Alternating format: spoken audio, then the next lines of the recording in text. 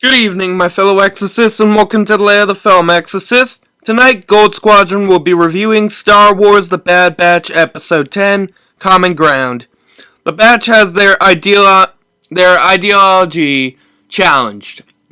Now, like usual, Chris won't be joining us today due to really bad scheduling this week with all of our schedules because it was July 4th this weekend. So I kind of screwed everyone over by going partying on Saturday, July 3rd. So yeah, my big L there. So we just have Gold 2 here, Jesus. So Gold Squadron calling in. Gold Leader.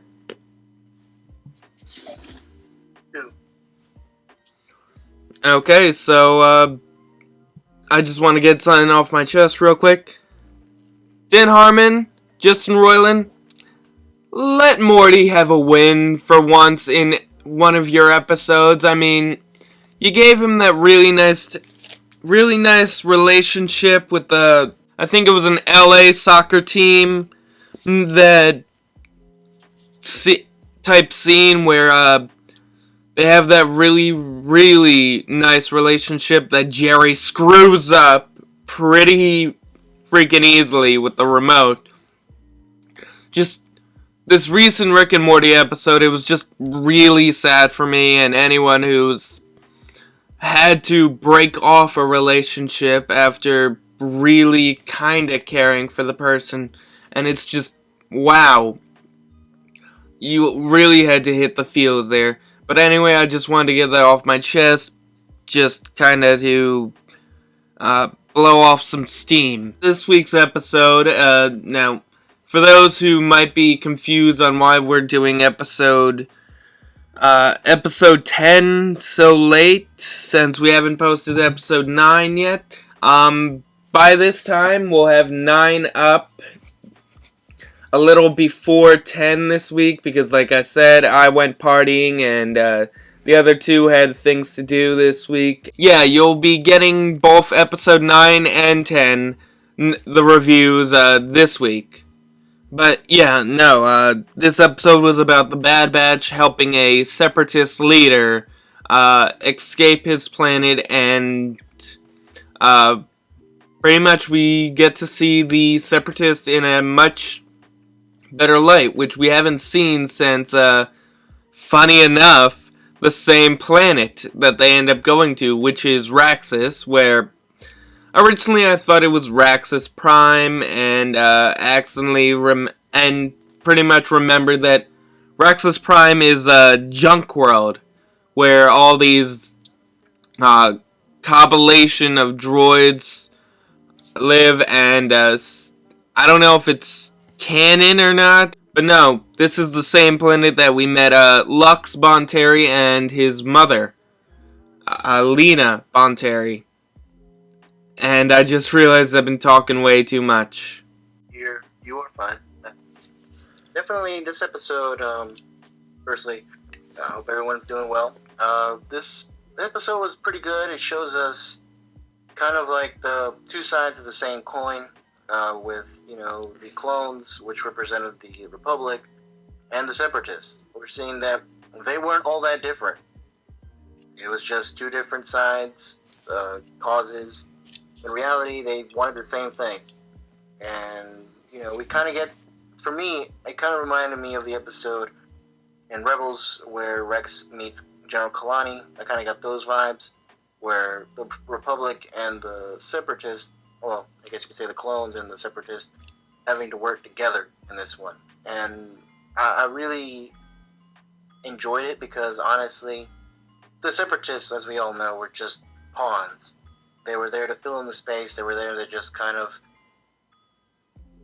make it seem like they're the true cause of issues across the galaxy when, of course, we all know that it was Palpatine pulling the strings on both sides. So it was overall a great episode for the Bad Batch. Action-wise, it was phenomenal. Seeing how Hunter and the gang they kept their blasters on stunt, and they did not want to kill their brothers, which is something that maybe with talking to Rex, I think kind of helped out as well. They don't want to kill them, so they're just going to stun them.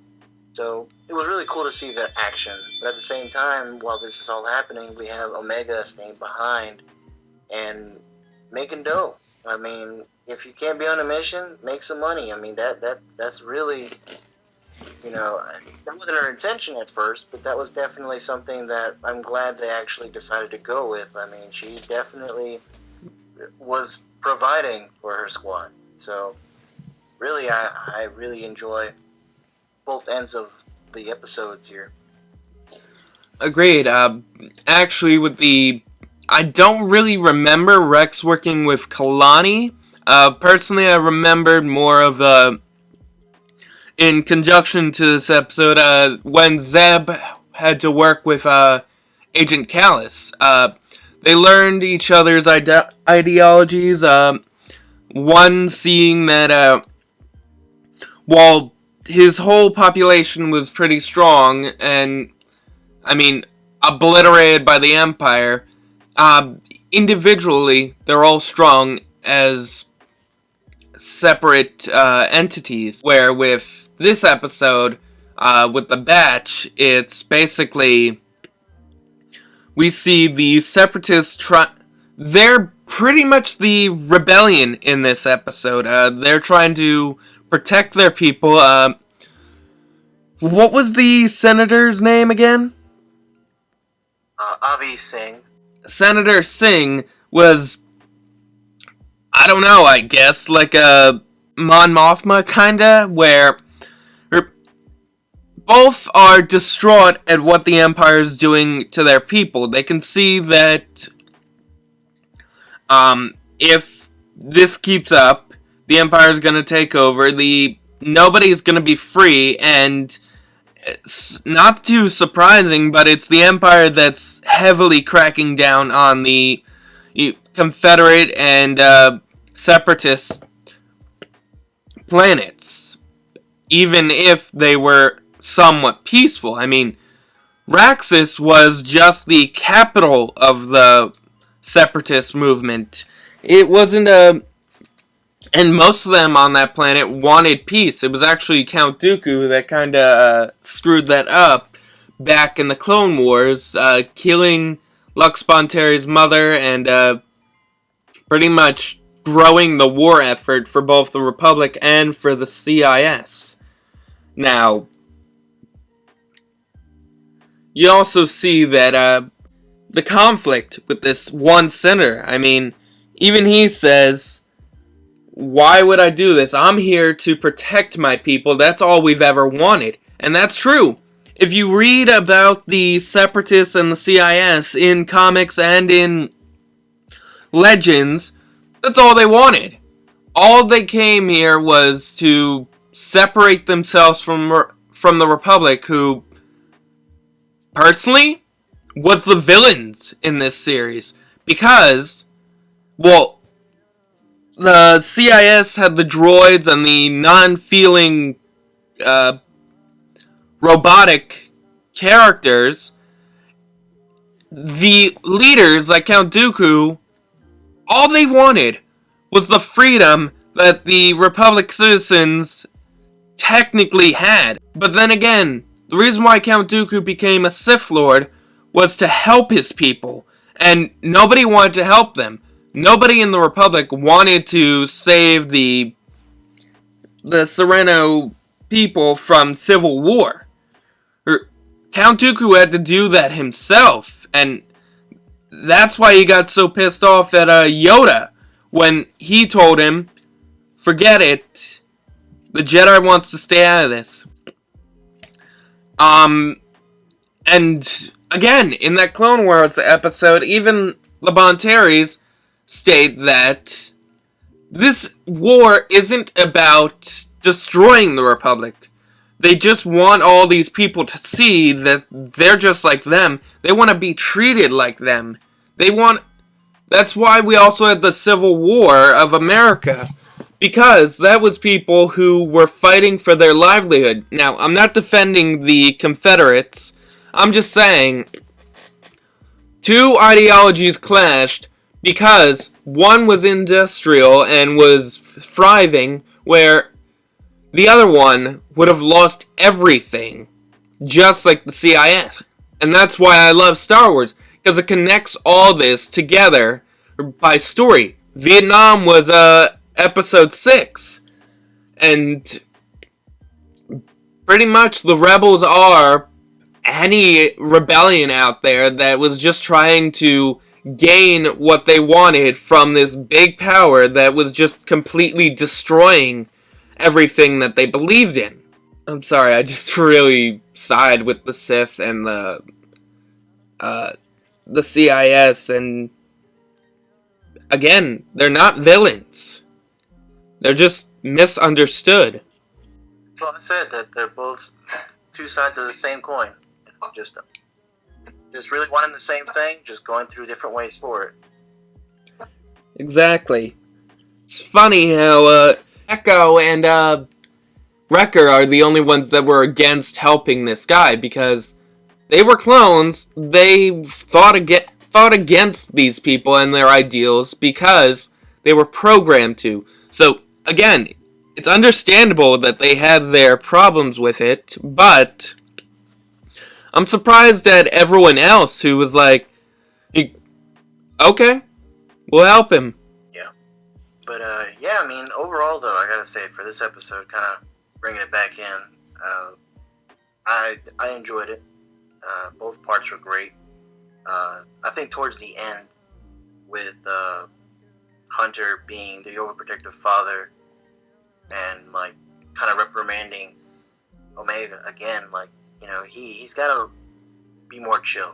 Like, I understand that she's a child and that she's under their care, but everyone but him are very, like, uptight about things. Like, even Cid at the end of this episode, though she hasn't changed, she's able to even call Omega a friend. Like, she doesn't call the rest of the batch friends. Like, Omega, yeah, was making money for her, but at the same time, she related to them. And that's something that Hunter's not doing. Yes, but I hope that he kind of... But the problem with that is, I can see where Hunter's coming from. I mean, he did just lose her in the last episode, the last 2 episodes, and just got her back, because even he said, we don't want you going on this mission, we want you to lay low, because, I mean, literally, you just had 2 bounty hunters come after you in 3 different episodes, and yeah, I mean, I'd be scared if the person I was protecting or the person I was in charge of was constantly being hunted. I mean, yeah, he does need to chill out, but it's also very understandable if you have the parent mentality that my daughter or my daughter figure is in major danger, where the rest of us, yeah, we're being hunted by the Empire, we're being hunted by our own brother, but Omega is the biggest risk in this. And like you said, he is pretty much the father of this whole thing. So he's got to look out for everyone. Especially after he just almost died at the hands of Cad Bane. It's true. But, I mean, she's going to be on the squad now. We don't see it, obviously, but Omega probably defeats Hunter in that game, and she'll be back to be doing mission. I mean, at this point, I think she is a full-fledged member of the squad. She's just small. So, I mean, it's going to be her on missions again. It does nicely wrap up, I guess you could say, the little mini arc with Cid. So, it's nice that they're going to be changing locations and kind of not having to retreat back to her. Because, I mean, it was starting to get a little stale having to always go back to Cid. I mean, I'm sure they're going to visit her at some point again, or maybe something else happens, but I'm sure that they'll see her again. And now they can form other allies across the galaxy. So, but overall, though, I think the episode was good. I enjoyed it. I'd give it a 8 out of 10 and a B+. I really enjoyed it. Honestly, I mean, I really enjoyed this episode. I do agree with you, but I'm gonna give it like a 9.5 because this one, it really resonates with me because I'm a political guy. I believe in there is always two sides to each story. And this was a heavy ideal episode about the about the problem between the Republic and the CIS, where most of the time you see the CIS being villainized, where in this episode you see the humanity that we haven't seen since the little Lux Bonteri arc, where here Hunter and the Bad Batch are learning. Wow, these people are like us. They just care. They're not these monsters that we were forced or trained to believe. You saw the oppression in on Raxus, where it's constant stormtroopers, and if anyone speaks out, they will be executed immediately after being interrogated. And I kind of feel bad for the senator that literally, not 5 seconds, if the Bad Batch were a bit late, they would have ended up finding him dead after he was injected by an interrogation probe. I don't like the Empire in this series. I mean, I used to sympathize with them. I used to think, okay, maybe they're my favorite. But now I'm on the Rebels, because I can see it's just this big compilation of all these ideas that just want to make the galaxy great. And don't get me wrong to all the Empire sympathizers out there in this Star Wars community. I get it. There is the idea that Palpatine maybe wanted to just protect everyone with the wrong way. I mean, then again, he was also this power-hungry, crazy Sith Lord, but there might also be that little idea that nobody's safe unless they're united, whether it's heavy-handedly or with the softest touch. And that is revealed in here when we watch the oppression of the people who were almost crushed by the feet of an ATTE. I also really like the little arc between Omega and Cid, where Omega just sees her as the caretaker of the batch, constantly asking for jobs, and she saw her as this person that just only cared about money, and I can see that. I mean, I most of the time only care about money, but under that hard Trandoshan skin, there is a heart. And we can see that in this when Cid begins to warm up to Omega, and this was a very enjoyable B-plot of the two girls learning to get along with each other, and Omega finding her place in the squad by becoming, hopefully, the squad's tactician. Because, as we've noticed, under Hunter, they've basically fallen under hard times, constantly getting their butt kicked. And there is actually a video out there, I don't remember who wrote it, that says, or asks, why... Oh wait, I think it was Generation Tech that constantly asks, why are the Bad Batch losing every time?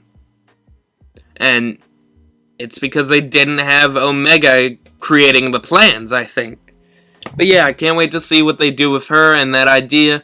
I love the big thing about Dejeric in this episode that just played a big part. And I can't wait to see what happens next. I mean, I do enjoy their time with Cid, and I kind of hope we get that a bit more, but I guess you're right, Jesus, we do need to move on. Anyway, so, yeah. I think we've covered everything, including my big rant on the Separatists. And, anything else to add? No, I think that's it. I think we covered it all. Okay. So, yeah, this has been, The Bad Batch, Episode 10, Common Ground. I think we somewhat had some common ground in this episode, if not a bit of a speechless moment. But, yeah, don't forget to like, comment, and subscribe. Click the little notification bell for more videos, and to let YouTube know that we are doing a good job, and that we need more views and more subscribers. And, yeah, may the Force be with you, and just have a great night.